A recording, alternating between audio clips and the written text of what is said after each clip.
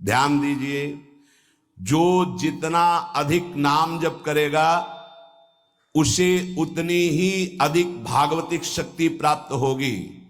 जितनी अधिक भागवतिक शक्ति प्राप्त होगी उतने अधिक निर्विकार होते जाओगे। बहुत पॉइंट की बात है। सब कहते हैं हमें ये विकार ये विकार, ये रोने की घिघियाने की जरूरत नहीं है, ताकतवर बनने की जरूरत है। ताकत है भगवान नाम जप। फिर सुनो, जो जितना अधिक नाम जप करेगा उसे उतनी अधिक भागवतिक शक्ति प्राप्त होगी। जिसकी जितनी अधिक भागवतिक आध्यात्मिक शक्ति जागृत होगी उतना ही वो निर्विकार होगा।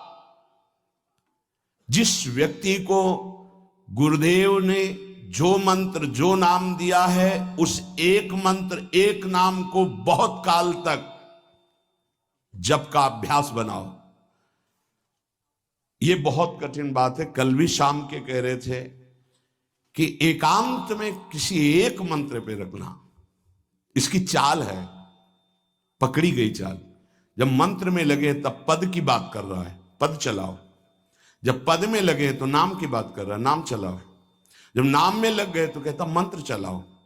इसकी बात मत सुनो। एक जगह पकड़ लिया, अब नाम चल पड़ा। अपने लोगों का जैसे अब नाम चल पड़ा तो पवित्र है अपवित्र है मंत्र में नहीं पहुंचेंगे, सीधे नाम में लगे हुए हैं। अब अचानक मंत्र चलने लगा, अब मंत्र पे पूरी एकाग्रता हो गई। पद चलने लगा तो पद पे पूरी एक भाग, तू कहां भागेगा, आना पड़ेगा इसी घेरे में। मंत्र चल रहा है, वो श्रद्धा कर रहा है, इस समय पद गाओ, इस समय पद में चलो। बार बार विक्षेप बिल्कुल नहीं सुनना, बार बार मंत्र। क्योंकि जब पद में जाओगे तो वहां भी नहीं टिकेगा, वो कोई प्रपंच सामने खड़ा कर देगा। इसको सुनो, इसको देखो, इसका चिंतन करो। माला ले लिए, चलो पार्क में टहल के, गली में टहलते, बालकनी में खड़े हो जाते हैं, पूरी एकाग्रता रहेगी। हाँ, फंसाएगा किसी चित्र में, चिंतन में फंसाएगा। बहुत साधक को सावधानी की जरूरत है। जिस उपासक को जो मंत्र जो नाम मिला है, एक नाम एक मंत्र बहुत समय तक उसे चलाने का अभ्यास कीजिए। ये बहुत छलिया है मन। ये तो मंत्र तो इतना जप ही लिए हो ना, अब राधा नाम जपते हैं। हाँ, बात तो सही तुम्हारी। तो चलो राधा राधा राधा राधा राधा शुरू किया, अब वो और जगह ले जाएगा। इसका मतलब इसकी सलाह सत से सत, पहले सत से सत और फिर सत से असत में ले जाएगी। इसका मतलब जहां में लग गए वहां में लगना चाहिए, इसकी सलाह नहीं माननी चाहिए। ये बहुत सलाहें देता है, सलाह देना इसकी स्वभाव प्रवृत्ति संकल्प विकल्प, इसी को रोकना है। उपासक पकड़ पाओ तो बहुत लाभ प्राप्त होगा। सब इस समय हमें ये नहीं देखना कि मानसिक से कितना लाभ है, उपांशु से कितना, ये सब बातें मत देखो। अरे वाचिक से 10 गुना उपांशु, उपांशु से 100 गुना मानसिक, ये गुना उना हमें नहीं चाहिए।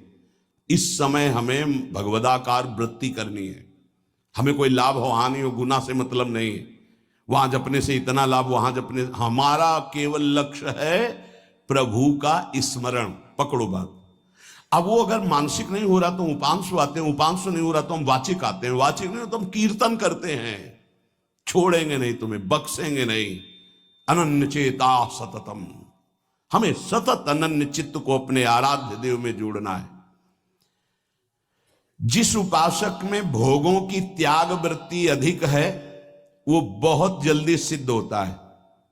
पकड़ो, जो पुरुषार्थ तो करता है पर साथ में भोगों को भी भोगता है, उसकी आसक्ति भजन में नहीं हो पाती, वो आगे नहीं बढ़ पाएगा जब तक वो अपनी वृत्ति को सुधारेगा नहीं। जो तत्व ज्ञान प्राप्त करना चाहता है या प्रेम प्राप्त करना चाहता है, उसको चाहिए कि सदगुरु की अधीनता स्वीकार कर ले, क्योंकि बिना सदगुरु की अधीनता के उसे परिपक्व अवस्था प्राप्त नहीं होगी। जो सदगुरु बतावें, नियम दे, उनका अक्षरशः पालन करे। जब सदगुरु की कृपा से अधिक जप होने लगता है तो शरीर के परमाणु नामाकार मंत्राकार हो जाते हैं।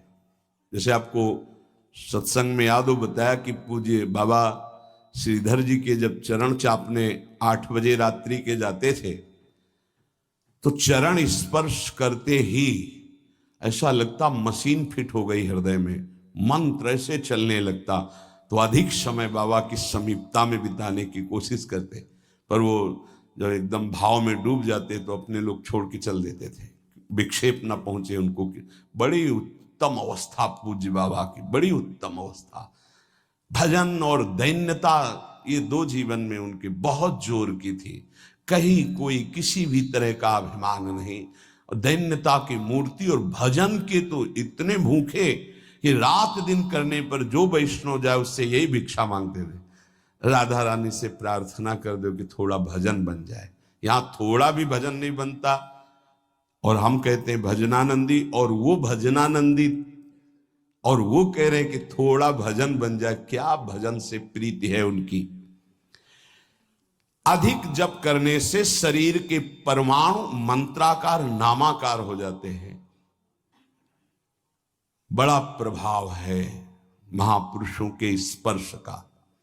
जीवन भर के लिए बात समझ में आ गई कि महापुरुषों का शरीर पांच भौतिक नहीं होता, वो दिखाई देता है भजन और लीला चिंतन के प्रभाव से दिव्य लीला में हो जाता है।